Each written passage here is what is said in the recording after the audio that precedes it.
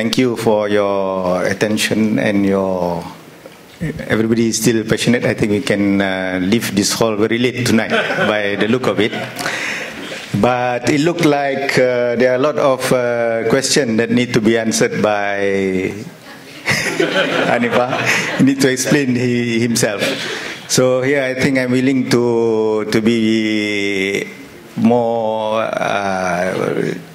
generous to him, because everybody is posing questions to him. So let's hear from him before we open it for our discussion. At the end, later we also have a few minutes each from them. But before I open it to the floor for further inputs and so on, I'll leave this stage to Hanipa.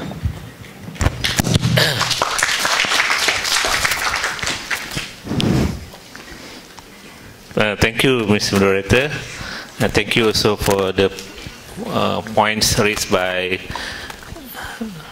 all the distinguished panelists. I don't intend to answer one by one of the question raised by, in particular, Dr. Farouk, as well as my learned friend, Syahredzan. Dr. Farouk highlighted that past want to silence the dissidents. Let me state it clearly here. We are not silencing anybody. The fact that we have forum today shows that we are willing to listen to anybody.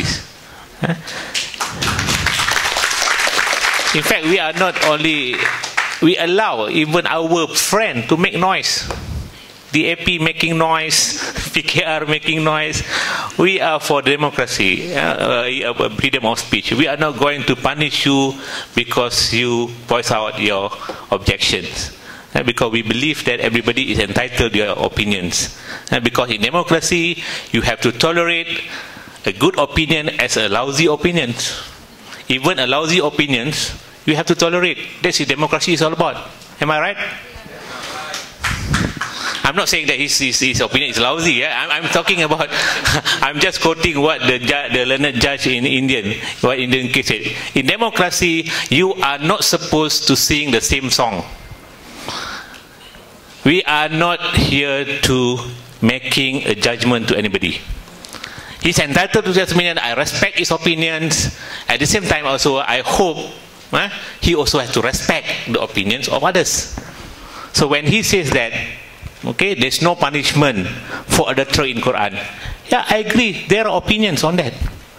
But there are also opinions saying that there is a clear injunction from Islamic perspective about the obligation to implement hudud to married couple adultery.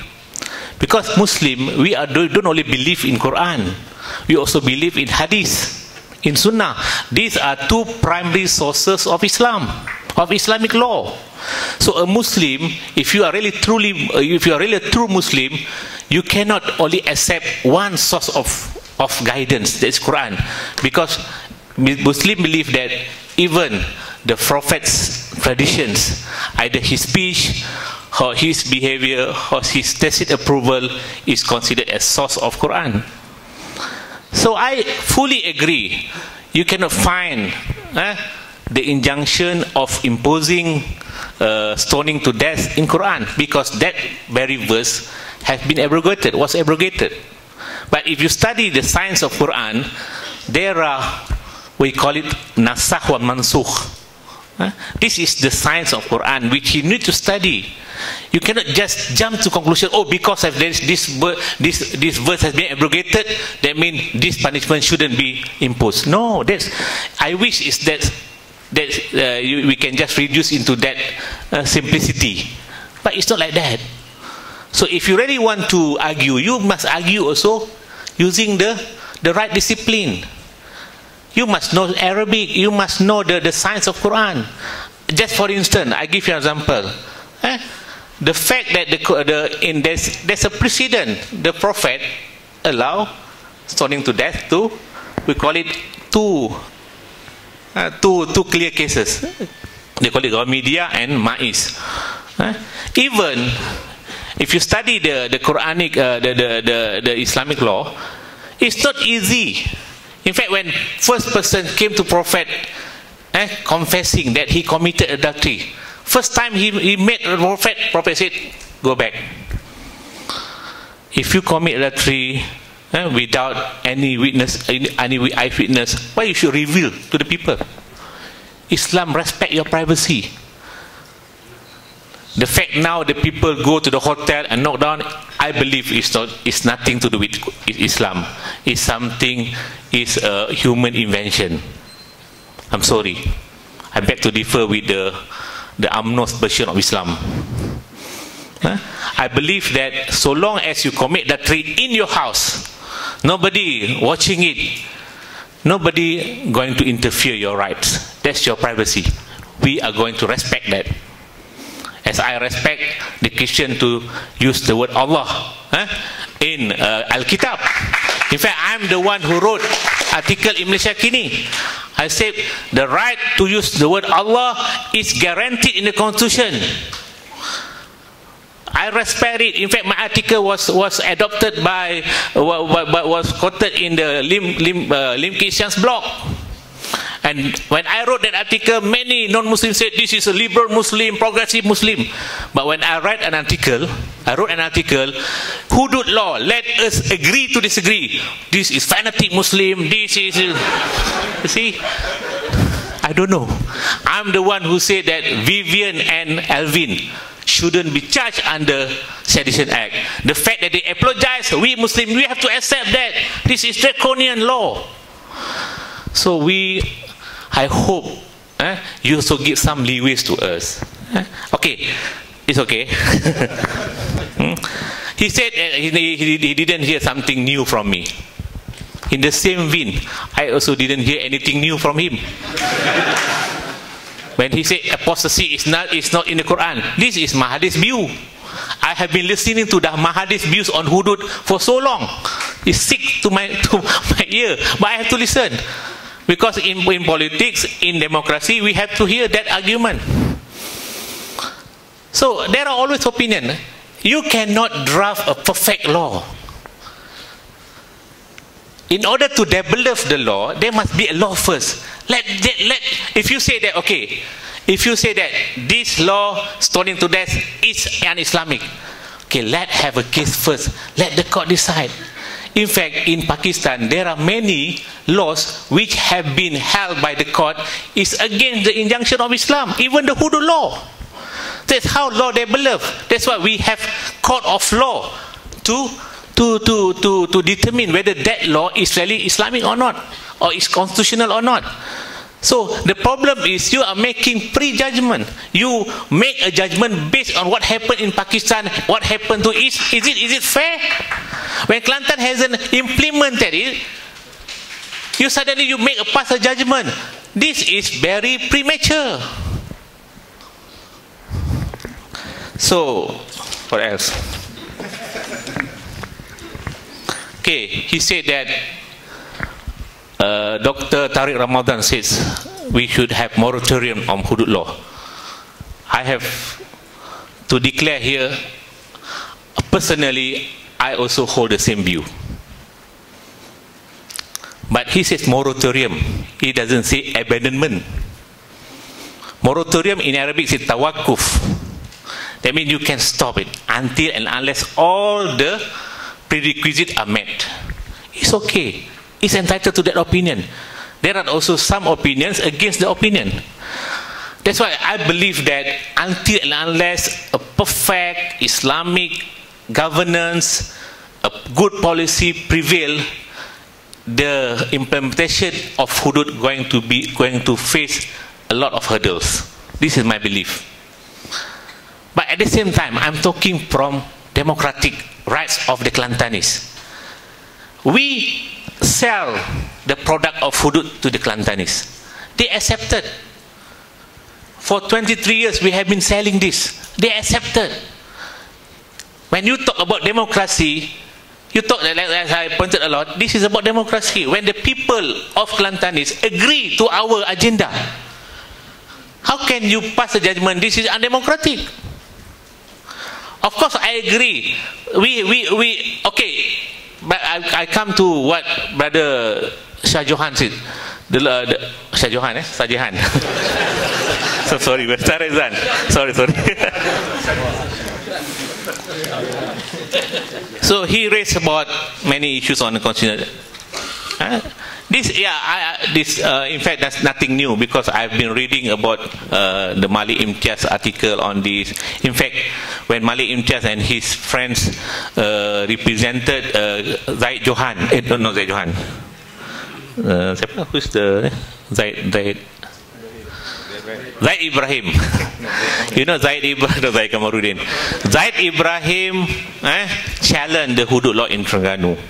The matter went to federal court. So I was one of the lawyers who represented the state government at the time. So that's the argument put forward by Malik Imtiaz and his friends. We respect. He said that crime should fall under federal. But we are talking about constitution. Constitution is a living document. It cannot be interpreted rigidly. So if you read 9th schedule, it starts for the word, the state jurisdiction includes Islamic law. Islamic law. Then you read Article 74, sub-article 4. What did it state? Right? Here's my notes. Okay. Article 74, sub-article 4 says, where general as well as specific expressions are used in describing any of matters enumerated in the list set off in 9th schedule, the generality of the former shall not be taken to be limited by the latter. If you don't understand, it's okay, because after all you are not lawyers. Sometimes it's quite legalistic. Okay, in other words, they say that if the word in 9th schedule, Islamic law, for instance, is a general word. In interpreting the word Islamic law, you are not bound by what they call it as jusdem generis principle. In other words, these general words shouldn't be interpreted, shouldn't be taken to be limited. The fact after the word Islamic law, it enlisted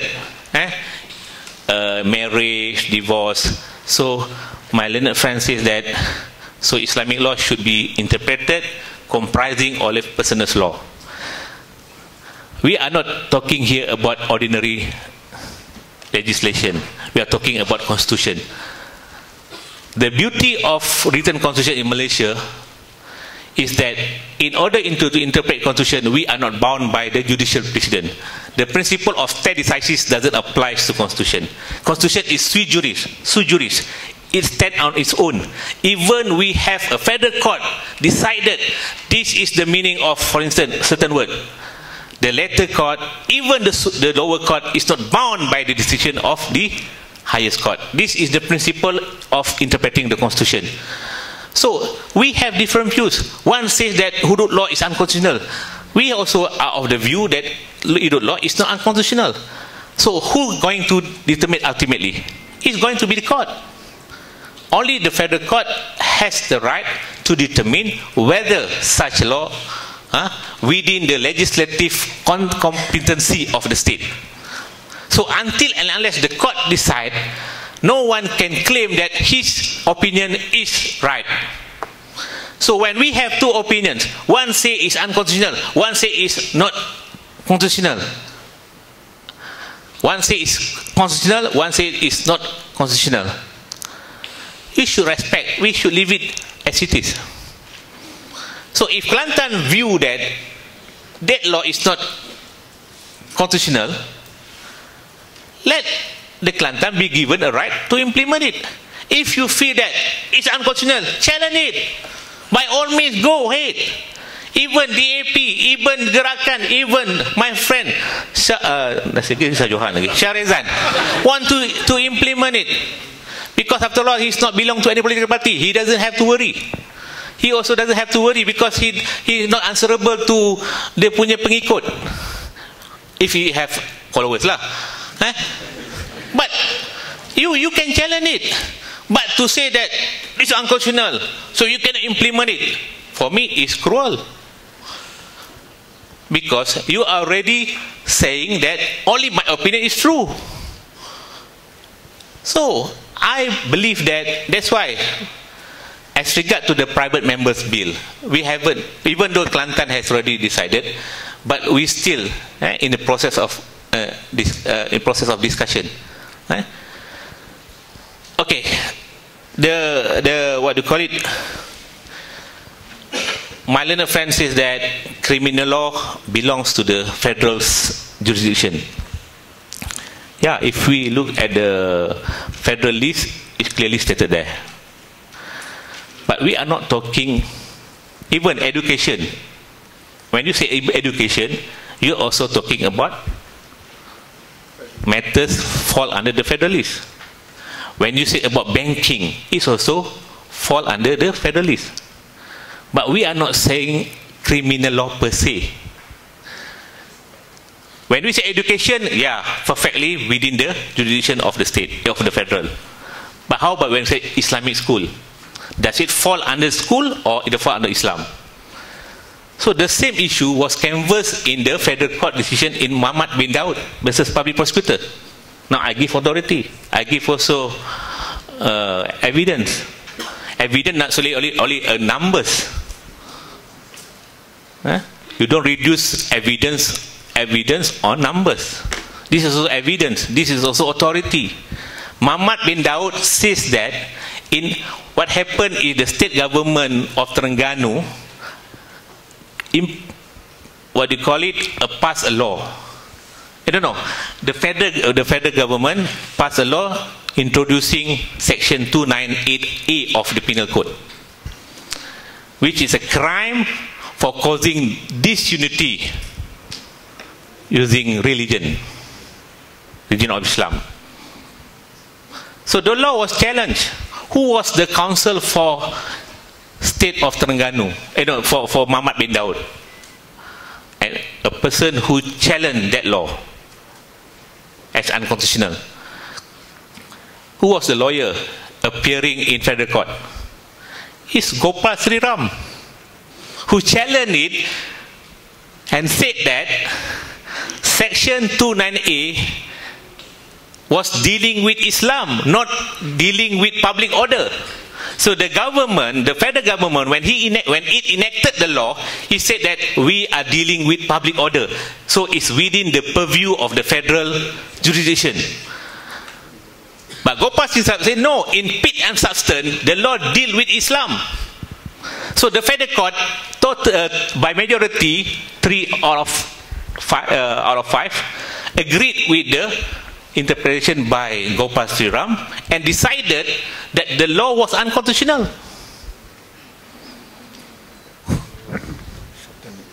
Oh, dah nak habis dah. So my point is that we are not going to silence anybody. We are not going to use ISA for Hudud. No. Dr. Farouk, it's okay for you to have different opinion. I respect that.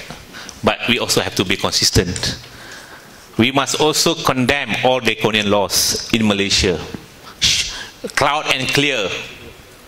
Don't only loud and clear when it comes to Hudud law. Go to the public, say that PCA is so un-Islamic. I want to hear the voice from you. Where is your voice on PCA? When we re-establish the law of detention without trial, the rebirth of law detention without trial in PCA, we fight tooth and nail in Parliament until 1 AM. I debated almost 2 hours. I quoted Islamic principle on justice, on equality. Don't say that just because we introduce as if that we are tolerating all unjust law. No. When I said Norway, I said, don't say, of course they are not going to implement Hudud. They are different standard.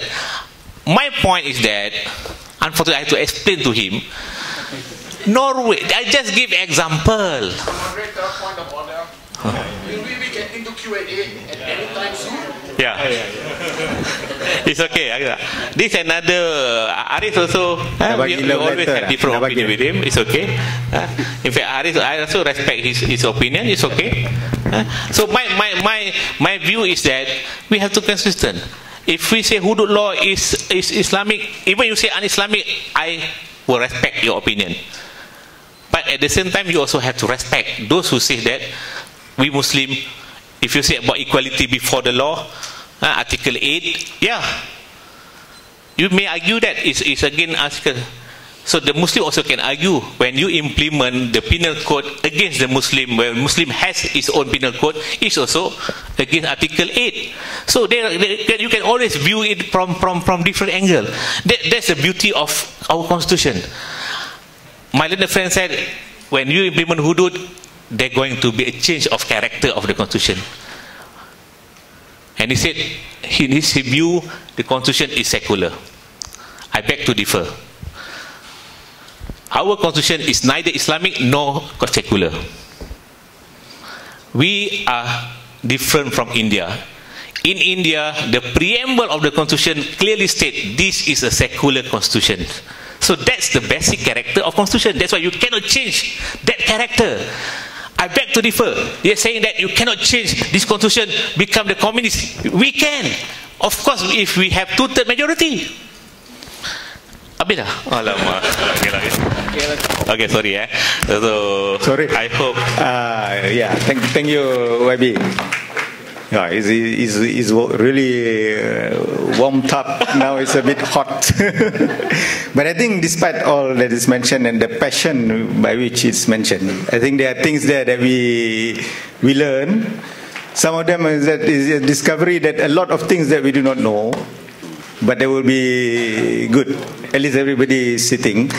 Can we have a show of hands? Berapa orang yang nak bercakap?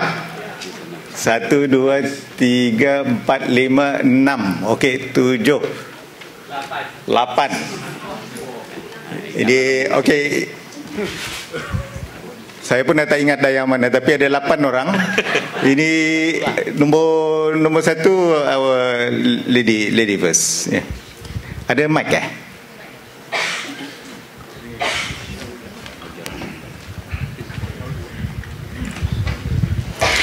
Okay, my name is Anne James, non-Muslim, non-Malay, Indian woman. I've been asked, YB Hanifa has said that allow hudud to be implemented, let us try it. And I say I'm fearful because once it's implemented, there's no turning back. Under even secular law, Sharia law has been making creeping inroads into my rights. I already feel I'm a second-class citizen in secular Malaysia. What more in an Islamic state? Why do I say this? Actions speak louder than words. In almost every case that involves a Muslim versus a non-Muslim, non-Muslims have been treated as lesser citizens. Even the Prophet, peace be upon him, would have treated me and other non-Muslims better. In custody cases involving Muslims and non-Muslims, even according to Islamic's law, when the mother should have got custody, it's been given to Muslims. In conversion cases, when non-Muslim children or adults have been converted to Islam by trickery or coercion, there is no justice. The surah in Johor that was raised because some Buddhists meditated in it, that is not Islamic. In body snatching at funerals, that is not justice. The right to use the word Allah, Allah, Allah, I will say it, arrest me right now. And the right to say the word Injil in the state of Selangor is denied me. That is not Islam. And for Muslims under this system, there is no justice either. Muslims cannot leave the religion. In spite of I being told all the time there is no compulsion in Islam. Salah. Persecution of Muslim women in Borders case, where she has no power, that is not Islam. For Shiites now and Ahmadiyyas, prosecuted and persecuted. And in the recent case of the Sultanah of Johor in the Sharia court, is this justice? I say, only in a secular state can Muslims and non-Muslims have justice. Secondly, according to Saudara Hanafia, he says that, well, if there's a majority, then there can be, implementation of hudud. I call that the tyranny of the majority. Is not a democracy. To institute hudud for Muslims and to keep civil laws for non-Muslims is, to quote Clive Kessler, a strategic plan for instituting a creeping, historically regressive and anti-democratic clericalism. To Encik Johan, I have a question. If PAS is allowed to open the door to hudud in Kelantan, is that a back door to open hudud to other states? Thank you. Thank you. Thank you, Anne. Haris. Sorry, Anne, I'm going to pass this over you. Bismillahirrahmanirrahim. Assalamualaikum. Nama saya Haris Ibrahim. Let me be the first Muslim in this hall today to declare that I align in toto with the views of my friend Dr. Ahmad Farouk Musa, and in saying that I have sleepless nights at PAS's proposition to introduce hudud. For this reason, over the years I have seen a decline where the Islamization that is presented to us, in fact, represents a slide into tyranny. Now, YB Hanipa, you have just said a little while ago that you are prepared to hear the alternative opinion. Now, Section 12 of the Federal Territory Offences makes it an offense to hold an opinion contrary to fatwa. All right, let's not lose sight of that. And I've never heard PAS stand up to condemn that legislation. You said just now, prayer is personal between man and maker. Yet in every state, including Kelantan, it is an offense if you miss 3 consecutive Friday prayers. Now, I have never heard PAS stand up and condemn this legislation. Yet I am told, and we are all expected to believe, that if hudud is to be given a chance as you ask, it will not lead to a further slide into total, utter tyranny. Now, I ask you this. You talk about democracy in Kelantan since the majority want hudud. Well, that again is presumption. But I put to you, sir, in Sarawak, I understand the majority are Catholics. Would PAS be ready to support a move in Sarawak to, and I'll tell you, if you look at the Old Testament, their hudud puts the hudud in Islam to shame. Would PAS be prepared to support the right of Sarawakians to introduce the hudud of the Old Testament there as the law of the day? Finally, sir, no, you'll have your turn. You had your turn just now. Let me, I've got the mic and I can outspeak you. Now, my last point, and then I'm going to sit down. Wearing my Abu hat, let me tell you this.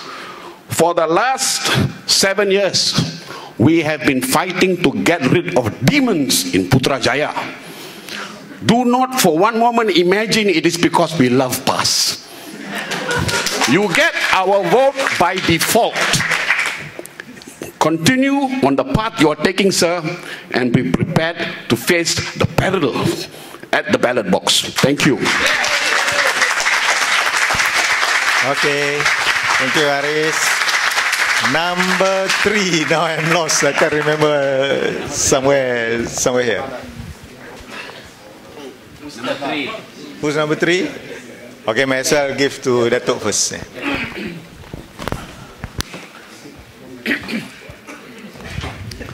Bismillahirrahmanirrahim. Assalamualaikum warahmatullahi wabarakatuh.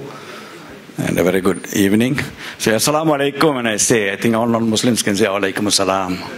Don't worry. He says, may peace be on you. Somebody might say, don't worry. They say just Mufti Taslim said boleh. Now, one thing I must really start off with is, I'm very angry that you all are condemning my Uncle Mahathir, okay?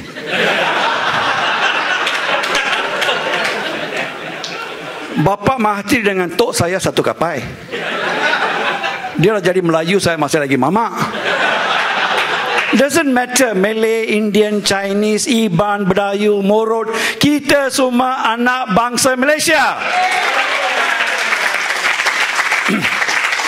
Okay, we talk about Hudud. I mean, I'm not against Hudud.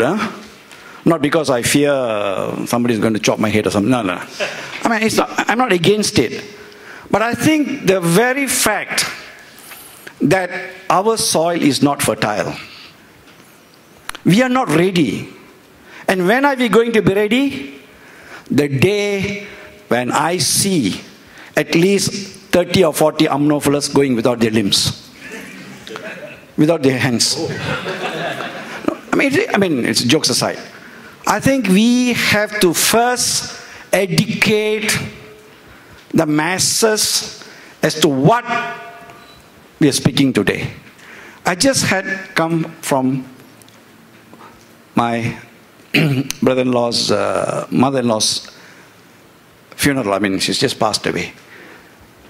And I'm married to a person who has embraced Islam. She was a Hindu. Now, there was a question asked about Hudud.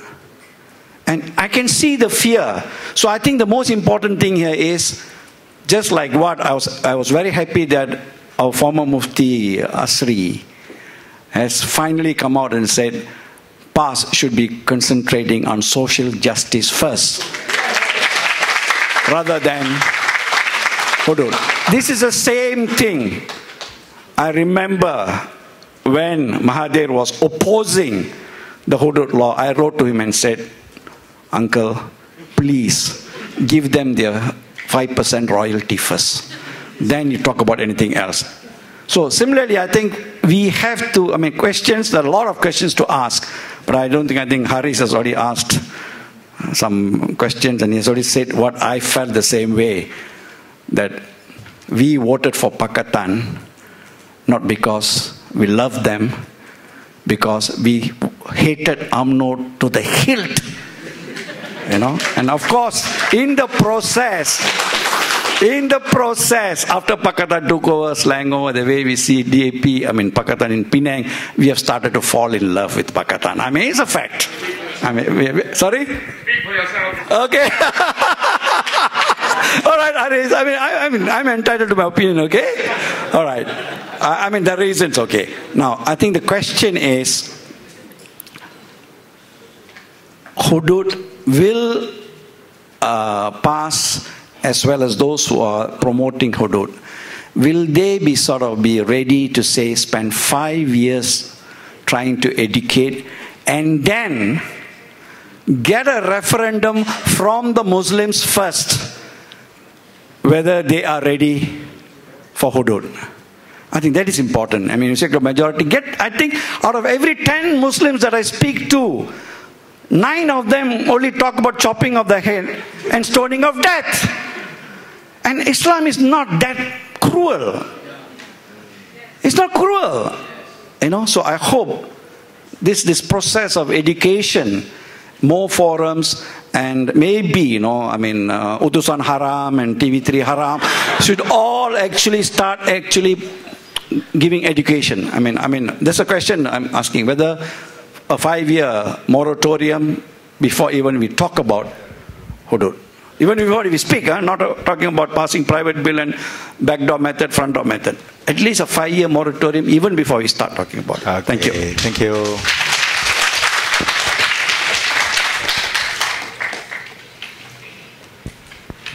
Can you introduce yourself? Yes, my name is KK Lam. I'm a concerned Malaysian. Let me complete the last ethnic group. There's an Indian. Who you are? the nephew of Mahathir. Okay. And let me complete the other part of it. That's basically the starting point, okay? I think personally, I would have held a lot of reservation of a divine way of ruling a country. That is scary, because it falls into the hand of the high priest eventually to interpret what ought to be the law of the land. And mind you, it is materialistic in its nature, because the interest is at stake. And precisely our country today, since the formation of Malaya, then Malaysia, we are embedded with so many problems unsolved, ranging from the very formation of political party that divided us. Today you have MCA who recruit members purely on the racial line.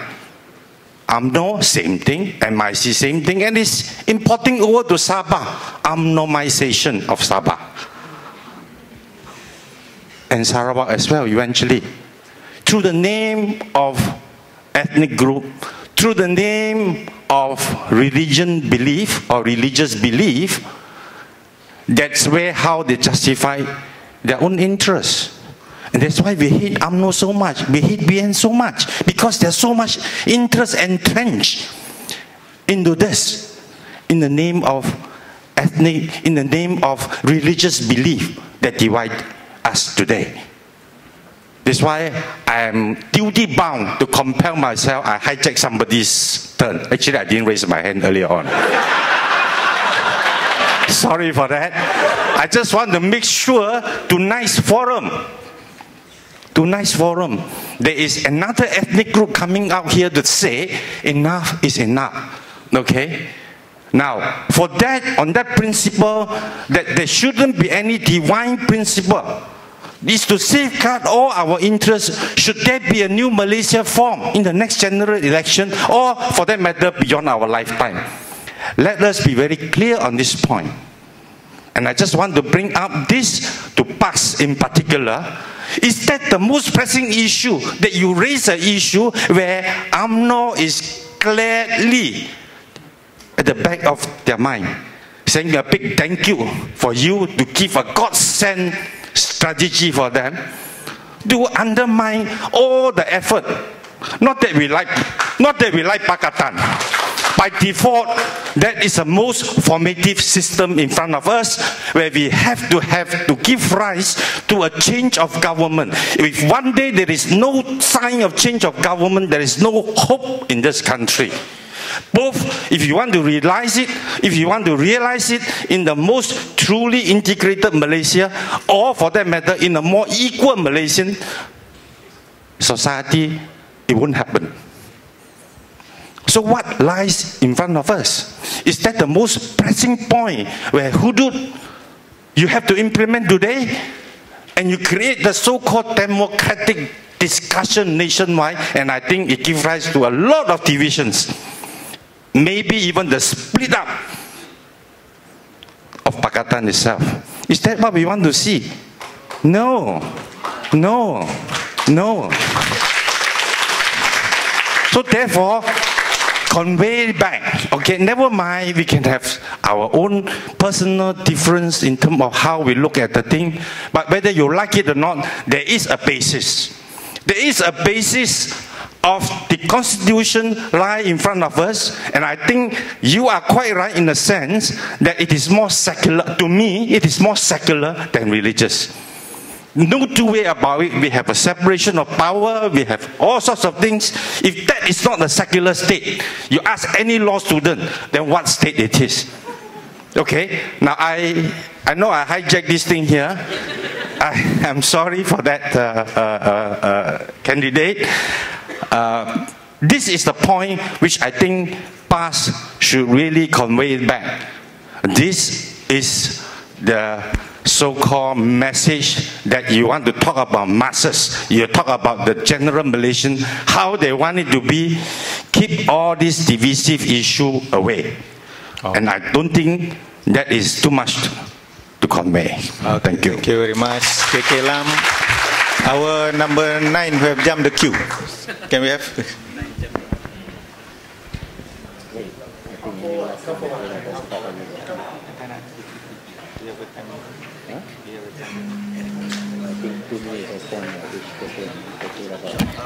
selamat malam kepada Hanipa Maidin.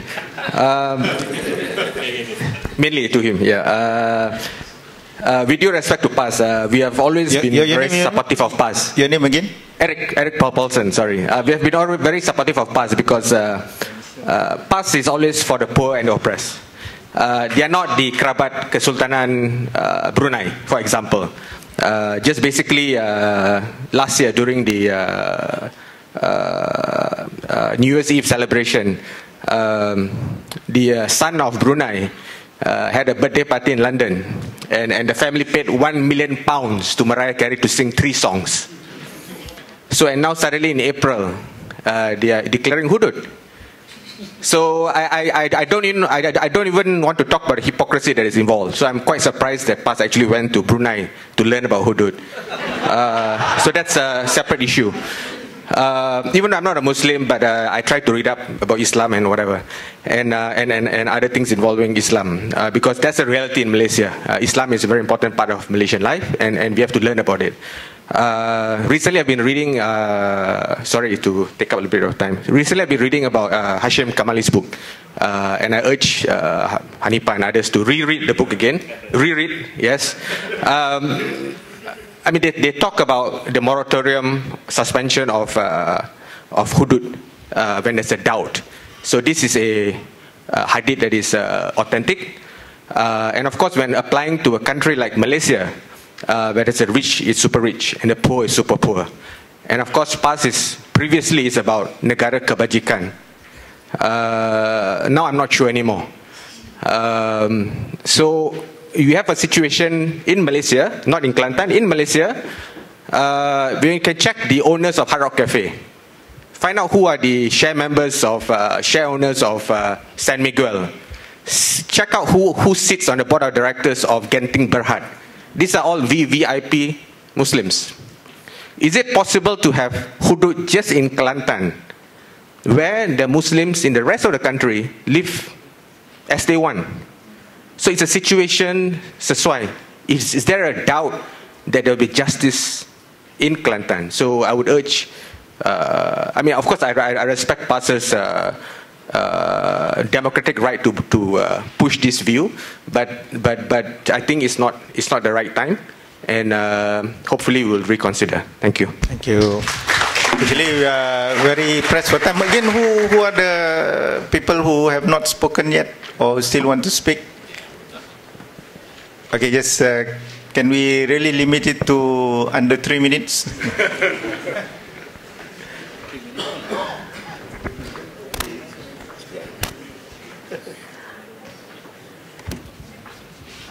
Assalamualaikum warahmatullahi wabarakatuh. Saya dari Sabah, Bumi Putra Sabah yang beragama Islam, dan saya kira kita lebih lengkap, ada Cina, ada India, ada Bangla sini kan. Yes.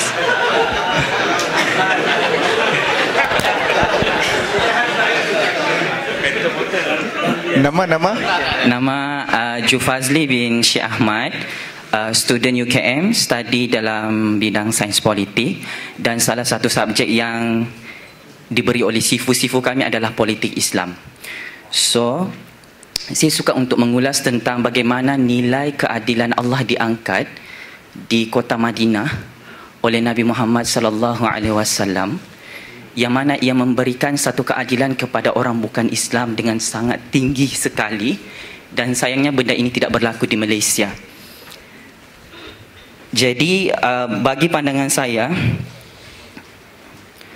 adakah bagi pendapat wakil daripada PAS yang berhormat Muhammad Hanipa Maidin, adakah sesuatu perundangan yang dilaksanakan yang tidak dijenamakan sebagai Islam, sedangkan ia mengangkat nilai keadilan Allah, adakah itu tidak sudah menjadi satu penerimaan kepada masyarakat?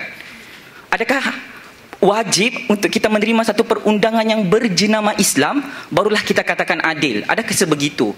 Sebab YB tidak pernah memberi respon terhadap ulasan daripada panel terakhir kita malam ni tentang negara-negara walaupun tidak menggunakan jenama Islam tetapi nilai keadilan Allah itu jelas kita lihat di negara tersebut. So kalau sudah negara lain cuba mengeksploitasi agama Allah sehingga keadilan Allah itu tidak terlihat di negara Islam, adakah itu tidak menjadi fitnah kepada peribadi Islam kita sebagai individu?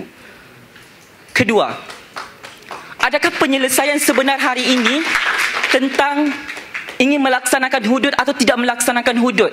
Sedangkan identiti Islam di dalam dewan ini diragui oleh orang bukan Islam sendiri. Jadi maknanya penyelesaian pertama yang sepatutnya dibimbangi adalah nilai-nilai individu Islam kita ini belum selesai. Sehingga China sendiri pun meragui, kenapa orang Islam tidak nampak seperti Islam sehingga boleh diragui sebagai saksi dalam pelaksanaan hudud? Apa respon YB? Ketiga, Islam ini 3 minit kan? Islam ini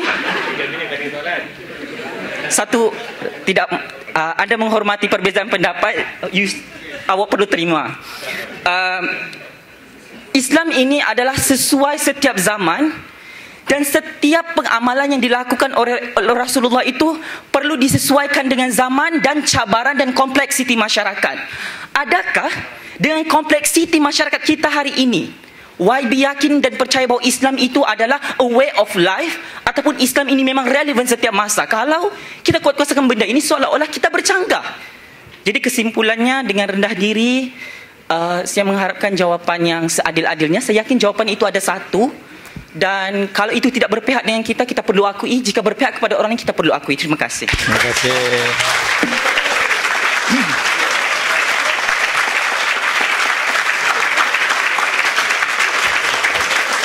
Okay. I think I need to be brutal now.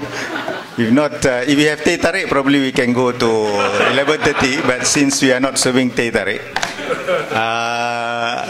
I think this is a good beginning. But very interesting session that we have here. Very passionate, but very nice environment. The jokes and the take-home messages and so on. But I still have got to give a for all three minutes to round up. Okay, we can continue this discussion probably his Facebook and so on later. So not Hanipa first. I think give Farouk first. Yeah, I'll just be brief. First of all, I would like to say that this idea about my proposition that there was no punishment in the Quran regarding apostasy, and he said that was, he has said that from Mahathir. I'm saying that these are serious Islamic scholars. Sheikh Taha Jabir Alwani in his book La Ikraha Fiddin, there shall be no coercion in matters of faith. And there are many other scholars that I can quote. I have like a list of 20 to 30 scholars of Islam, right? And these are Islamic scholars. And you cannot simply say that, oh, this is because it has been mentioned by Mahathir, so it must be false. That's not very intellectual in our understanding of things. And secondly, this, he was talking about zina. And he said that zina was a verse that was abrogated in the Quran. Now we have a very learned Islamic scholar here, YB Sa'ari Sungim, right? When you talk about an-nasikh wal-mansukh, it means that the verses will still be in the Quran. But people argued whether the verses have, is categorized as mansukh. But now you could not even find a single verse on zina, on basically adultery, and stoning of adultery in the Quran. So it was not mansukh, it was not abrogated. It wasn't there. It simply wasn't there. It was just a pure hadith. And what's the problem with hadith? In Islamic theology, no, I'm talking to a past person, so he should be more learned, right? And Dato' Sari Sungit will interject if I was wrong. Like I'm telling is that what is the status of hadith as compared to the Quran? In Islamic theology, Al-Quran is qat'i, we call it, indisputable, right? But hadith no matter how it is still categorized as zonni, disputable. Right? So that is the reason why we are saying that, why we have to adhere first to the clauses in the Quran and not the Hadith. Right? And finally, I want to say that I hope past people who are here understand that, you know, like he was saying, what did I say to be consistent in my struggle and things like that. No, he argued for hours in the parliament and stuff. Probably he didn't know that I'm a deputy chairman of Bersih. And I fought for free and fair election. Right? And I'm also a director of C4, Center for Combating Corruption and Cronyism. So meaning to say that the thing why we're talking here today is because we feel for past closer than we feel for UMNO. Right? So we had fought so far for this country. We don't want it to be, we want a change in regime. That's why we've been fighting. And because of that, we don't want past, because of this Hudud thing, is basically biting the bait that was being, you know, given by UMNO, right? Now, that's the thing. That's the reason. Because it's going to destroy and disrupt whatever that we have worked before. Remember, 1999, if I'm not mistaken, why DAP broke off from, at that time it was Barisan Alternative, right? It was because of this. And now you are asking what? Now, of course, I don't think DAP will desert Barisan Pakatan Rakyat. But probably, you know, like some of the UG group, the Unity Government group in past, they might want to coalesce themselves with UMNO. And it's going to be a disaster. You know, what we had worked so far, you know, basically we are, because of this particular issue, we are going to let UMNO to be in charge for the next 50 years. Thank you. Syahredzan next. Johan.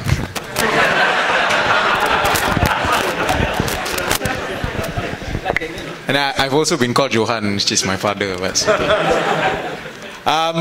just to reply first to YB's proposition, of course, I've already made it clear that this is my opinion that it is unconstitutional. So, I mean, who am I? I'm just a guy with 9,500 Twitter followers.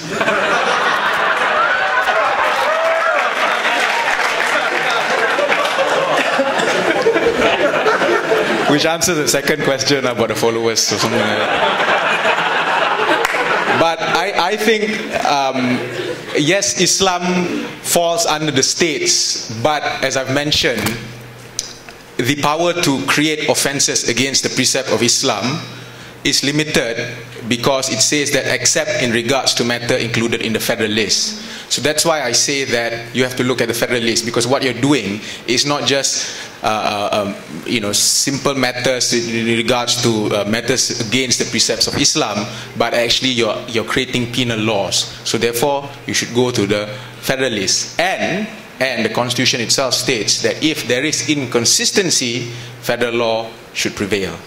So that's why I say that it's actually rightly in the federal list. And as for the case Muhammad bin Daud, what was in question at that particular instance was whether Parliament had the capacity to make laws pertaining to religion. And the court decided that although this seemed like a penal law, but actually it rightly falls under Islamic law, so therefore federalist. So that's why the court in Muhammad bin Daud decided that it is actually unconstitutional. And I would just like to say that in the case of Che Omar Che So, it's quite clear that the Supreme Court, and this has not been overruled yet, that the Supreme Court says that Malaysia is a secular, the constitution is a secular constitution. Okay, so now putting aside the legal arguments, we can argue until the goats come home, but I think I just want to make a personal opinion, because so far I've just been giving legal opinions, of course still my personal view, but in terms of what I feel about this whole thing. Now, to me, Hudud is just one part of the whole. Okay? When you talk about Sharia, you're talking about the whole system. Islam as a complete system. Right? And Hudud is just one part of that system. So when you take one part of that system, you plonk it down into this current system, most likely what you're going to get is what we're going to see, injustice. So instead of getting that justice, that Islamic justice that we crave for, what we are creating is in fact injustice. Because as I mentioned, straight away in an Islamic state, Hudud is for all, not just for Muslims. Because you can't have different laws for different people when it comes to equality, right? So in the present constitutional framework, in the present country that we have, you cannot implement this, because you must have an Islamic state. You must have a Majlis Shura, for example, right? You cannot have a banking system with interests, for example. You cannot have judges. You must have qadis who play an inquisitorial role. You know, can we even have monarchies in an Islamic state? So you plunk it down like this, you take it and you're putting it, it's going to create injustice. And I want to say, instead of focusing on these things, why don't we ensure that the systems that we have are sufficiently Islamic? Already we see problems. How many of us have heard of examples where, you know, single mothers are not given, what do you call it? Sorry? Nafkah, for example. And what are we doing about it? We still have 3 years. We still have homeless people out there. And what are we doing about this? Right? Why don't we focus on all those things? Social justice, as Asri said, first, before we implement this. And my last point, I just like to quote something from a very, very interesting article that I say. From it may be fairly said that Hudud law, despite being divine law, is only capable of dispensing true and effective justice when it is implemented in a perfect Islamic environment where good governance and sound policy prevail. On the contrary, in the absence of good governance, Hudud law, despite its aim of bringing genuine law and order, may be counterproductive, especially if such laws are implemented by a failed state. And this is actually written. The name of the article is "Let Us Agree to Disagree on Hudud," written by YB Hanipa Maidin. And I'd like to take that. Sir, we are perhaps not in a failed state, but we are close to a failed state. Let us first uphold the constitution. Let us first make this country a better place. Then we talk about Hudud.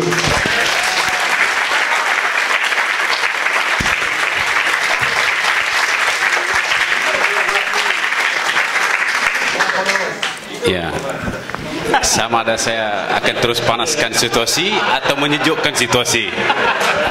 Okay, I put it like this, ya.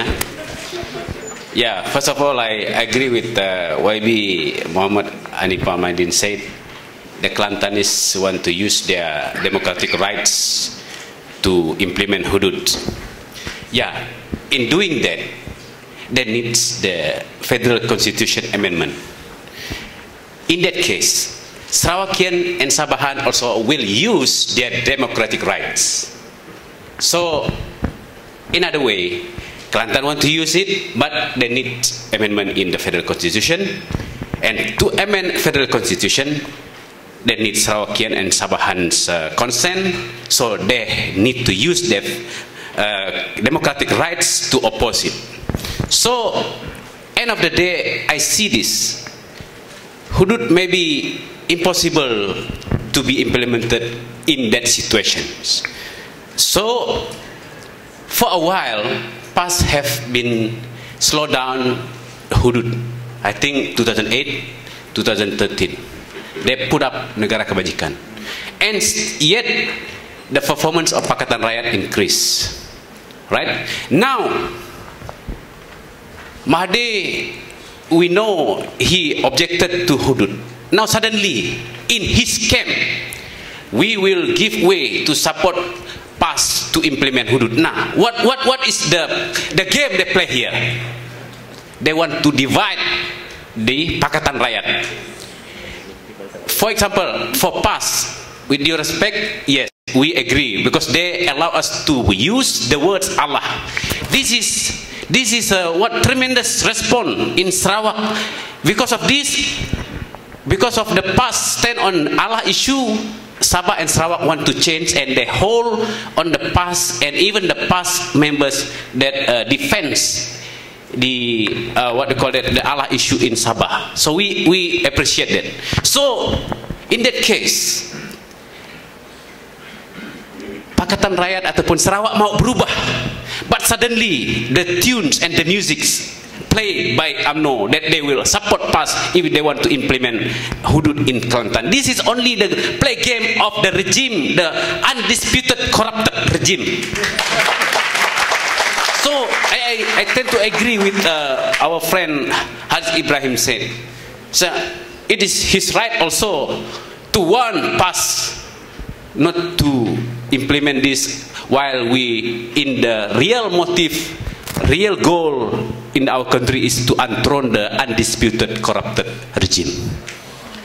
Alright, so Sabahan and Sarawakian already swing to Pakatan for this in Allah issue.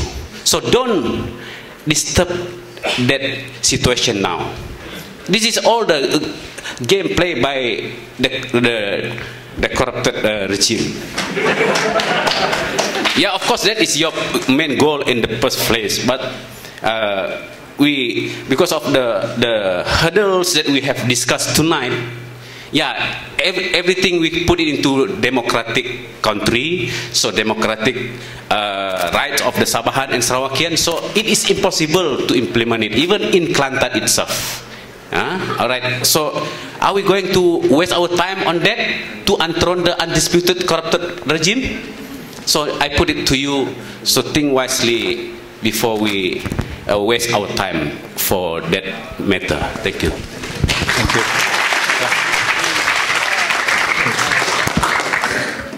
Thank you for those who have asked questions. I don't know whether I have luxury of time to answer all the questions, because it seems that even though we have four panelists, as if it is only me which attract attention. But that shows that I know when I came here, I know that this is going to be the hostile environment. But I'm willing to listen. I'm willing to exchange views. Okay, I'd like to maybe respond to what my learned friend Haris Ibrahim. Unfortunately, he is no longer a lawyer because he don't believe in our judicial system can really bring justice. Anyway, so what is question just now? Okay, he pointed out about section 12 of Hadis Wilayah, Akta Wilayah Persekutuan, which say that you cannot question the fatwa. For your information, even our MP from Shah Alam, because he said whether PAS have made a statement, officially PAS has not made a statement. I have to concede that. But in MP for Shah Alam, YB Khalid Samad, he also disputed. He in fact questioned the fatwa of the issue of Allah. That he took the risk. He was against the tide of the Muslim who have the UMNO's mentality. But I know that it's not really easy for us to, because the mainstream seems to that the fatwa is binding. Once you made a fatwa, it's against the law to question the fatwa. I strongly believe that it's wrong, because fatwa should be open to opinion. It should be open to criticism. The problem is, please don't judge us based what UMNO has been doing, please, because past we also sometimes have the problems with the laws, the so-called Islamic laws passed by the UMNO regime. We may have different opinions here, but we are united that UMNO is corrupt. We are also united that UMNO should be wiped out from Malaysia. I mean, politically. This is what when you talk about priority, that's why I was whispering to the moderator. The way I heard about this argument, as if that we are in the meeting of Pakatan Rakyat. Because in the Pakatan Rakyat, you also discuss about whether it is a priority now to introduce hudud. So as if now I presume that all our Pakatan's supporters here. So unfortunately, we should have a UMNO guys who should have stood up and ask questions. Anyway, I personally speaking, I'm not talking from past point of view. Personally speaking, I totally agree that even though I agree with hudud law is divine law, I also agree with your opinion that that should be not the priority right now, as a personal opinion. But you must understand that when you belong to political party, personal opinion does not count.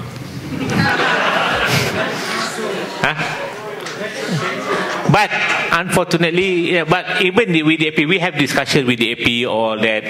That's why I'm talking, because this debate is about hudud. It's not whether it is a priority or not, because I believe that we want to engage how do you view hudud.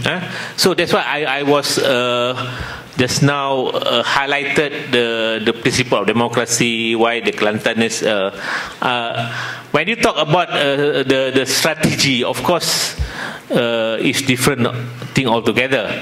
I'm talking about when you said I was defending when you said that hudud law is unconstitutional. So I said there are opinions that hudud law is unconstitutional. So I said I was responding. That's why it's not really easy when we have already made up a mind that hudud law should be not implemented right now. So the question of I don't know, so many questions addressed to me. So the you have to conclude. I haven't even managed to respond. I want to to add little things. I also agree that it's not necessarily only the Islamic justice system can produce what do you call it, the better nation, or to produce the best law. There's no, it's not impossible, even as rightly pointed out by my learned friend, that even the secular system also can produce good laws and good system. That one I never dispute that. But when I talk about hudud law from Muslim perspective, I'm talking from Muslim perspective, why the Muslim want to hudud law to be implemented. So that's why I quoted the Quranic verse, the ulama's view on that. So I'm not saying that just because we have a Islamic penal system, this is the best, then we have to disregard all the other secular law. No, I'm not. In fact, I agree with the audience just now. He said, just because the law does not have the name Islam, it is un-Islamic. That's why I said the penal code, we can accept it. We accept that penal code is part of the ta'zir punishment. Then it is also recognized by Islam. So I'm not saying that we have to reject the penal code. That's why I was against by the attempt by the state government of Kelantan want to have special law on takzir. I said, why? Sometimes we also have a problem with overzealousness from the Muslims, either in Kelantan or anywhere. So I'm not talking from Kelantan punya stand. Even I from past, but when Kelantan responded to UMNO's suggestion, I'm not privy to that. I was not privy to that. In fact, in past also we also have two views. One view say that we have to proceed because we also answerable to the people of Kelantan. So some also have the view that it's not priority right now. We have to at least capture Putrajaya first, then we have discussion. Maybe when we capture Putrajaya, we don't have to have forum in here. We are going to have forum in TV. Then we have more audience to give opinion. But my view is that Kelantan has the right, so their rights has to be respected. That's my entire thesis of the speech for this topic lah. Thank you very much. Okay, thank you very much. Just a few points to wrap this discussion up. Number one, thank you for Hanipa. He's very brave to come here, even though he comes as himself. But of course, you have to take the opinion of the attendees here for past. We also respect everybody's rights, but of course we also remember rights. With rights goes responsibility as well as consequences, you know. So those are things that's okay. And come to think of it, not only Hudud law given cause injustice in wrong hand, any law actually.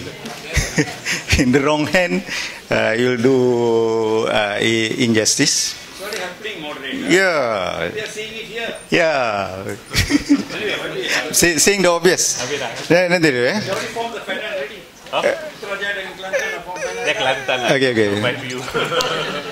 Okay, and we hope that nothing here is personal, even though there were personal things just now. We keep it to the points. These are areas where we have got to consider. I think the challenges have been put across very well, and I'm also actually. I think the one thing I got to mention is everybody here seems to say, keep PR together, don't split. This issue can split you. Yeah. All right. And then I'm also pleasantly surprised that actually many of you are very learned in the justice of Islam, from the Muslims. So keep it up. There is something that we all can do to make Malaysia better together. Thank you very much.